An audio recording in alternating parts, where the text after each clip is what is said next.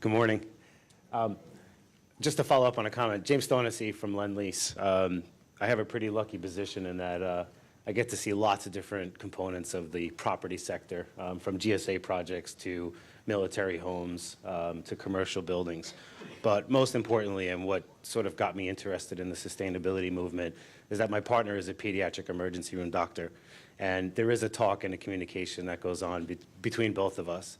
And if you ever want to engage a doctor in sustainable building or smart, healthy buildings, take him to Greenbuild, because I couldn't find him the whole time I was there. He was very engaged. So there is a need and there is a want for that to happen. What I'm going to talk about today is a little bit about my job, and it's a perfect for this setting.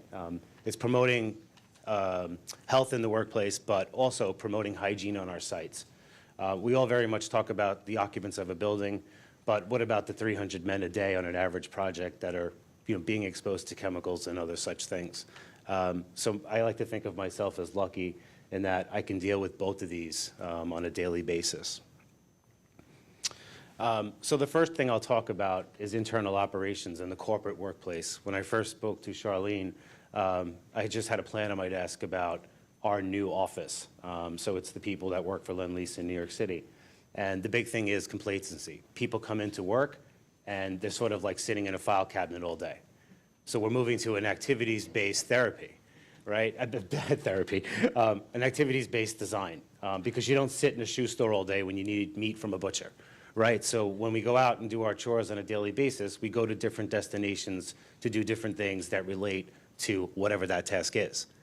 Why not do that at work? So that concept allows people to actually walk around and get up on a daily basis and not have an assigned desk. So today, let me take a landing, in the sort of casual lounge area because I don't have anything formal to do. So promoting these sort of activities-based activities within the workplace is very important to keep people stimulated. Did I do it right? Okay, this is a really bad layout. I don't know what I was thinking, but just to give you an idea, it's very pod-based. So there are no assigned desks. There are no picture frames of grandma or grandpa on desks. There are plants, but there are destinations.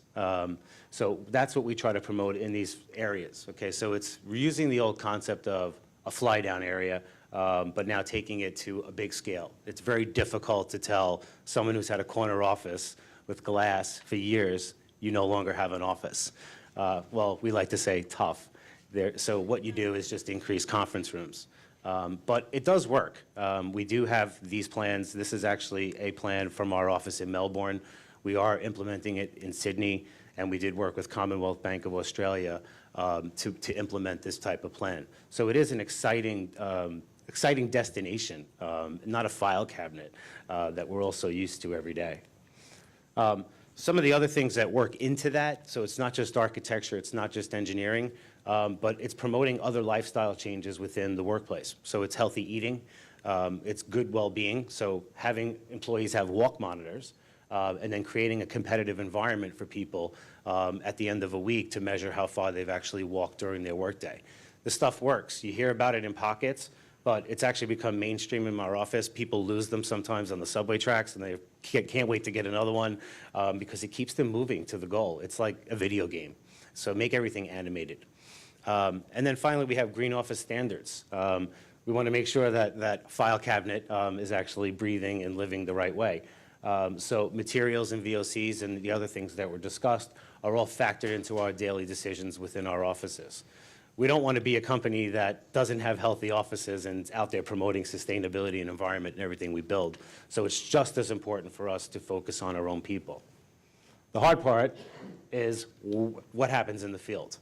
Okay, LEED made some pushes into this in controlling construction activity pollution, but there's nothing like building a campus for a major college in Manhattan and you have dust coating the outside of a LEED platinum building, which does happen every day. So some of the other things we need to work on more are dust controls, erosion and sediment controls. Obviously, noise abatement is a big one, and then stormwater controls and ponding that occurs on sites. These are often things that we look at a construction site and say, yeah, it's because it's a construction site. but it really isn't the norm. And the long-term damages to a building are pretty big after this, and we touched on it earlier. It's called sick building syndrome. So are contractors building a LEED building, or are they building a sick building? Okay, there's really no way to figure that out at this moment. And then the internal challenges, okay? So the protection of materials, not storing materials on a site for 12 months before it's actually installed in a project, but being smart about when deliveries come on site. How are we protecting our materials? Are we removing, wet or moisture-ridden drywall or plywood? Okay, so not putting that stuff in and then fixing those non-compliances is a big part about what we need to do more of on our projects. These two slides are actually from a training that we used at Columbia University, their new Manhattanville campus, and where all of this stuff is actually being put in place. So there are clients that want this stuff, and they do have doctors involved and environmentalists involved as well. 5 minutes. Thank you.